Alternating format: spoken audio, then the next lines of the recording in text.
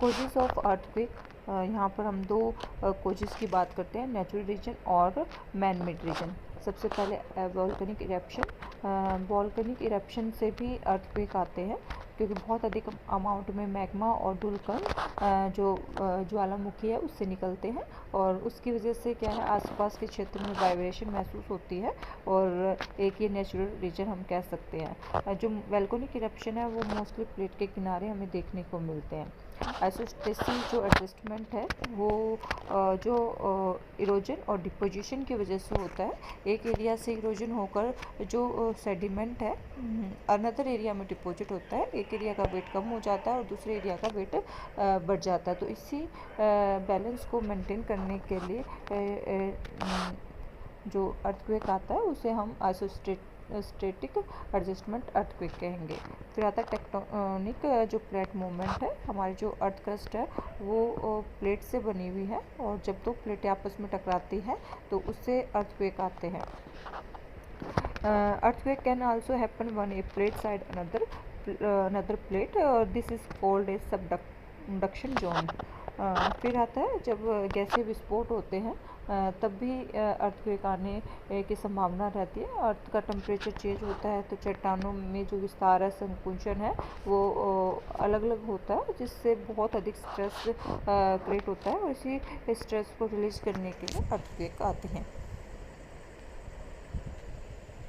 Man made जो reason है उसमें माइनिंग आता है, और अगर देखा जाए तो एक कॉमन जो रीजन है अर्थक्वेक का वो माइनिंग है। बहुत अधिक अमाउंट में हम कोयला, ऑयल, नेचुरल गैस या अनदर जो जितने भी मिनरल है वो हम निकालते हैं, जिससे जो उनकी छत होती है माइनिंग एरिया की वो कोलैप्स हो जाती है और उससे एक वाइब्रेशन उत्पन्न होती है, उसी को ही हम अर्थक्वेक का नाम कह देते हैं।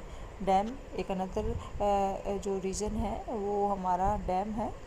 किसी भी एरिया में हम जब डैम बनाते हैं तो उस एरिया का वाटर लेवल चेंज हो जाता है और उसकी वजह से भी भूकंप आते हैं। तीसरा कंस्ट्रक्शन, जो मनुष्य ने बहुत ज़्यादा जो बिल्डिंग बनाई है और उससे वहाँ का जो ग्राउंड मूवमेंट है वो काफ़ी चेंज हो जाता है, और जिसकी वजह से अर्थक्वेक आते हैं।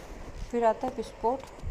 कई बार क्या है, जब हम विस्फोट करते हैं तो उसके कारण भी जो अर्थक्वेक आते हैं। जब विस्फोटक सामग्री जब यूज़ होती है तो कुछ शॉकिंग वेव जनरेट होती है और अर्थक्वेक का कारण बनती है। फिर आता है हाइड्रोस्टेटिक जो प्रेशर है वो मोस्टली डैम वाले एरिया में ही होता है, और उससे बहुत अधिक जो प्रेशर जनरेट होता है उस प्रेशर को रिलीज करने के लिए अर्थक्वेक आता है। मैग्नीट्यूड ऑफ अर्थक्वेक की बात करें, हम यहाँ पर मेजरमेंट की बात कर रहे हैं। यहाँ पर रिचर जो स्केल और मूवमेंट मैग्नीट्यूड स्केल के द्वारा मेजरमेंट करते हैं, और अगर जो अर्थक्वेक आया है अगर उसका स्केल है वो 0.2 से कम है तो उसको हम माइक्रो अर्थक्वेक कहते हैं, और जो माइक्रो अर्थक्वेक है वो मनुष्य महसूस नहीं कर पाता, वो सिर्फ सिस्मिक जो ग्राफ है उसी में ही रिकॉर्ड होता है। दूसरा, अगर 2 से लेकर 3.9 का स्केल का अर्थक्वेक आता है तो उसको माइनर अर्थक्वेक के नाम से जानते हैं। उससे मनुष्य हल्का महसूस करता है, कुछ ही लोगों को महसूस होता है और बहुत कम उस अर्थक्वेक से नुकसान होता है। फिर आता है लाइट अर्थक्वेक। इसका जो स्केल है वो 4 से 4.9 के बीच में है, और बहुत से लोगों को महसूस होता है और थोड़ा बहुत इसमें नुकसान होता है। फिर आता है मॉडरेट अर्थक्वेक, 5 से 5.9 स्केल का होता है, और इसमें धीरे धीरे हम जैसे जैसे स्केल बढ़ रहा है वैसे वैसे नुकसान की जो दर है वो बढ़ती जाएगी। इसमें जो ऐसी बिल्डिंगें हैं जो सही ढंग से नहीं बनी हुई उसको डैमेज होता है। फिर आता है स्ट्रॉन्ग अर्थक्वेक। अगर स्केल 6 से 6.9 के बीच में है तो वो काफ़ी हद तक जो पॉपुलेटेड एरिया है उसमें काफ़ी नुकसान पहुंचाता है, वहाँ का इंफ्रास्ट्रक्चर वो डैमेज कर देता है। मेजर अर्थक्वेक का जो स्केल होता है वो 7 से 7.9 के बीच में रहता है, और बहुत अधिक अमाउंट में अगर यूँ कहते हैं बहुत ज़्यादा विनाश करता है, जिसमें जान मान की हानि भी होती है। ग्रेट अर्थक्वेक का जो स्केल है वो 8 और 8 से अधिक होता है। इसमें बहुत अधिक एक तरह से हम कह सकते हैं कि बहुत ज़्यादा नुकसान होता है। और अगर इस तरह का जो अर्थक्वेक है अगर कोस्टल एरिया में आता है तो सुनामी जैसी कंडीशन भी वहाँ पर बन जाती हैं।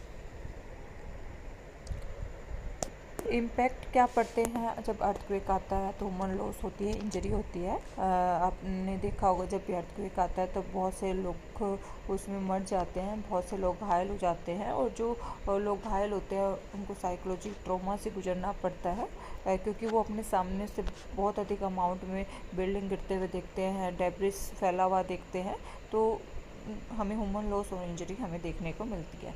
दूसरा, इंफ्रास्ट्रक्चर डैमेज होता है।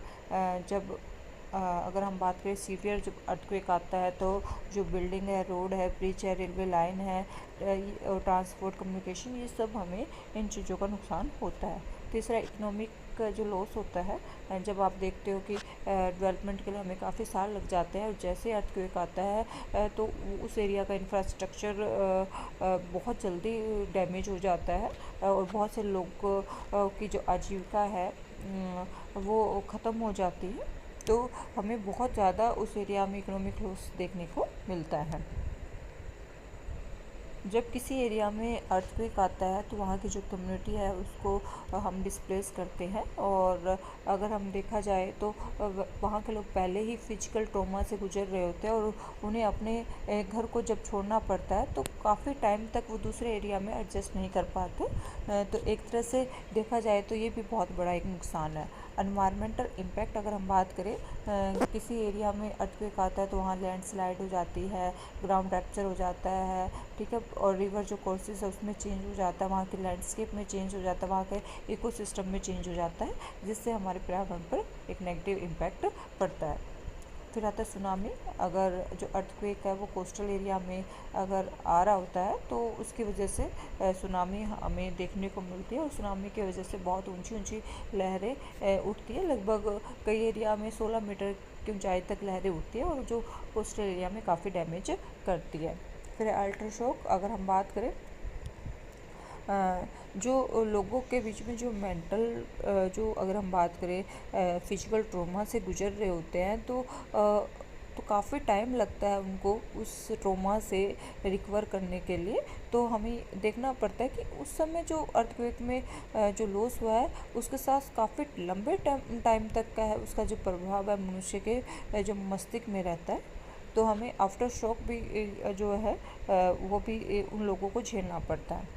हेल्थ रिस्क अगर हम बात करें, काफ़ी हेल्थ इशू हो जाते हैं जब अर्थक्वेक आता है, क्योंकि वहाँ पर जो सैनिटरी जो सिस्टम होता है वो कोलैप्स हो जाता है, जो साफ़ पानी है वो सीमित हो जाता है और लोगों को बहुत ज़्यादा भीड़ वाले एरिया में रहना पड़ता है, जिससे बहुत सी बीमारियां होने का खतरा रहता है।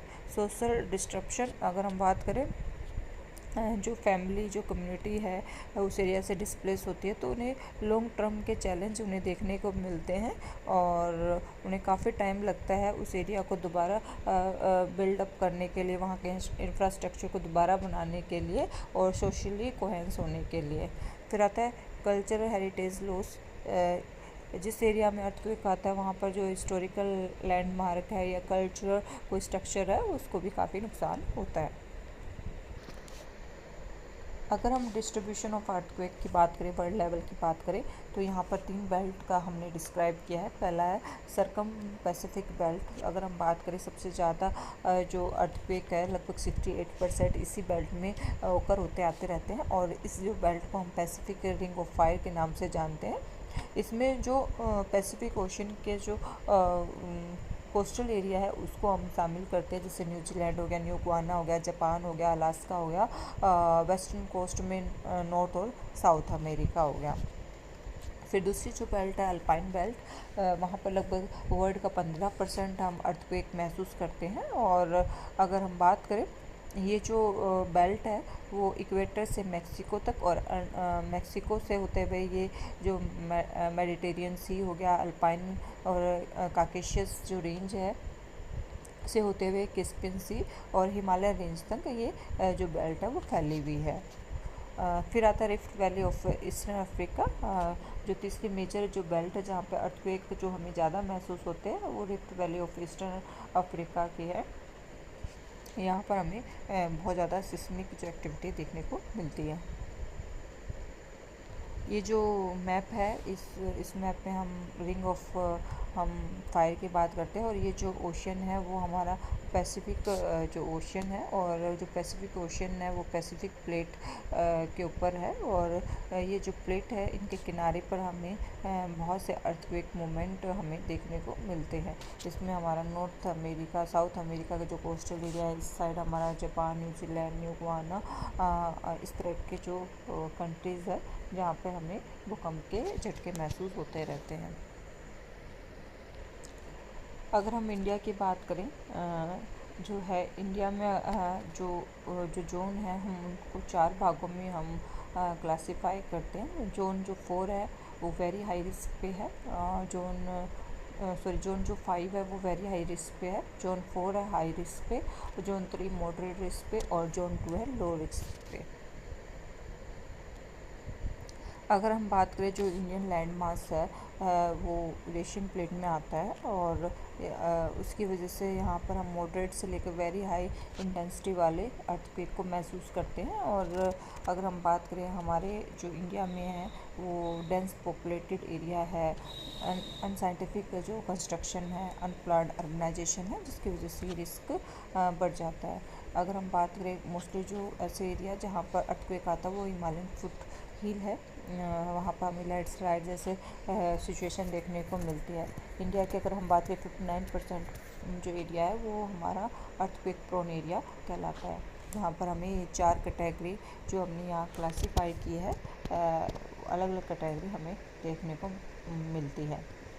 अगर हम बात करें अब तक की जो हिस्ट्री है वहाँ पर हमें बहुत से अर्थक्वेक ऐसे हैं जहाँ पर जिनका स्केल बहुत ज़्यादा रहा है, जैसे 1897 में शिलोंग में जो अर्थक्वेक आया उसका जो स्केल है वो 8.7 रहा है। 1905 में कांगड़ा जो वैली है वहाँ पर 8 का स्केल आया है, 8 स्केल का अर्थक्वेक आया है। 1934 में बिहार और नेपाल में 8.3 स्केल का अर्थक्वेक महसूस हुआ है, और 1950 में असम तिब्बत का जो बॉर्डर है वहाँ 8.6 स्केल का अर्थक्वेक आया है। तो ये जो स्केल 8 से ज़्यादा है वहाँ पर बहुत ज़्यादा हमें नुकसान देखने को मिला है, जो इंफ्रास्ट्रक्चर और जो लाइफ लॉस है वो हमें देखने को मिली है।